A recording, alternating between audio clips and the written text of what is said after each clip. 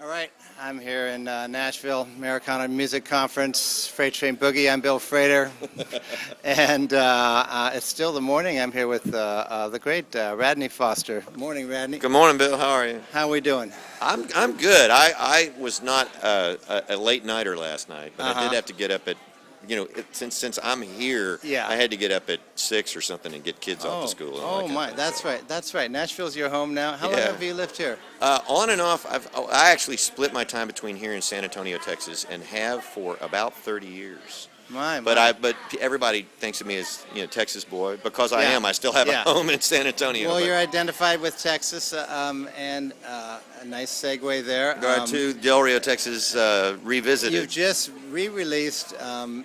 As I've heard you say, the album you always get more requests for. No question. People always call up those albums.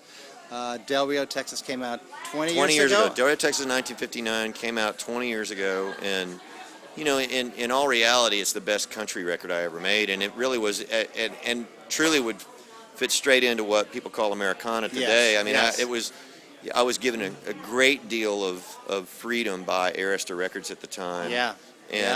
And so, there actually were fiddles and dobros and Yes. pedal steel and that was and the real deal, yeah. and that was okay. Yeah. Was that your second? It was my album? first solo record That was your after first leaving solo Foster record and Lloyd. Since Foster and Lloyd. Yeah, and it had the hits, Just Call Me Lonesome and Nobody Wins and Easier Said Than Done that are still played today. Still played today and still great tunes. Oh, thanks very much. Might say, Well, and that record is actually because of the way that, major labels actually operate. That record has been out of print for about 10 years. And so the only place it's been available is on iTunes, which is great. Yeah. But, I would be playing a show, and I have new fans that are 20 years old that don't even remember that record, and they would come up and they go, "Man, that Just Call Me Lonesome song, I love that. How do I get that song?" And I go, "Where can I buy that?" Yeah. It's like, have you got it on these? Is it on one of these things? Yeah, And I was like, "No, kid, it's not." Yeah. So I just thought, well, let me do something different with it. Let me reinvent it. Reinvent it. And it's pretty faithful to the originals. Yeah, I mean, all the original songs are on it. I added one song that was a new song that I felt like something that would have belonged on that record, called Me and John R. But we did it all in a studio in Austin, all in one room, no headphones, everybody sitting in a circle. So the fiddle bleeds into the mandolin, which bleeds into the dobro, which bleeds into my voice. It's all there. Yeah. And so it was really more about just like, well, is take one or take four? Which one's got the magic on it? Just to, it's funny, this term Americana, which obviously has been around a while, but really what you've been doing, what Foster and Lloyd was doing, was really Americana before a name. Yeah, kind of before that name. I think back to, when I first, moved to Nashville when I was 20 years old and was loaded my Volkswagen full of everything that I owned and came up here.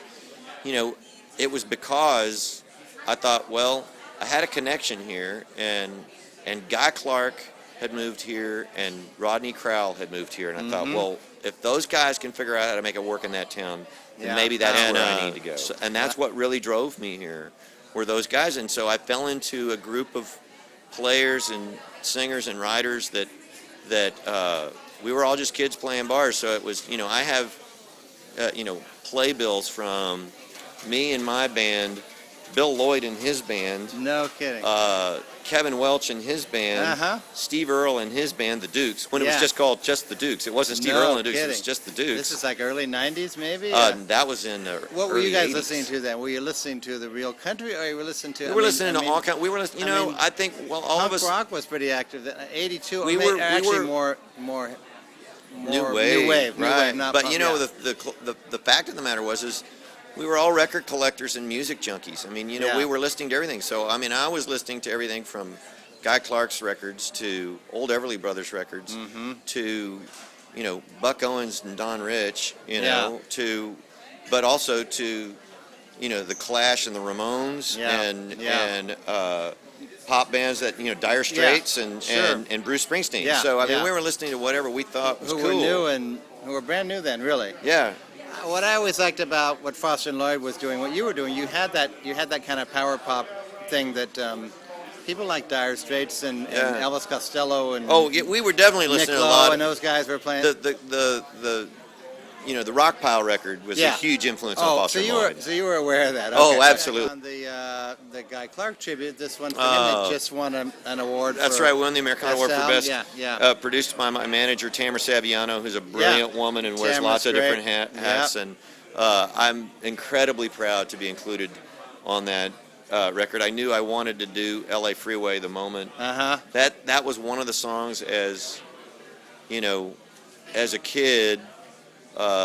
Old number one, and then Texas Cookin'. but also then that Jerry Jeff Walker Viva Terlingua record that had what I thought was the best version of L.A. Freeway on it. Those records really influenced what I wanted to do and what I wanted to be. Huge. It's so great to hear that, and the Rock Pile and stuff. I mean, I was listening to them too. I was right there. I still have the albums. Oh, cool. Yeah. Well, wonderful. Best of luck to you. Thanks so much thanks for very talking. much. The new one's coming out when, you think? Next year? Sometime next year. We're still in. Sometime I'm still next just year. in the songwriting process. I don't know what I'll probably get in the studio sometime this winter, January or February, and we'll see from there. Fabulous. Well, great talking to you, Radney Thanks very Foster. much. Del Rio, Texas Revisited. Is that what it's called? Del Rio, Texas Revisited, Unplugged and Lonesome. Unplugged and Lonesome. Best of luck to you. Thanks, man. Thanks very much, man. All right. You bet, Bill. See you next.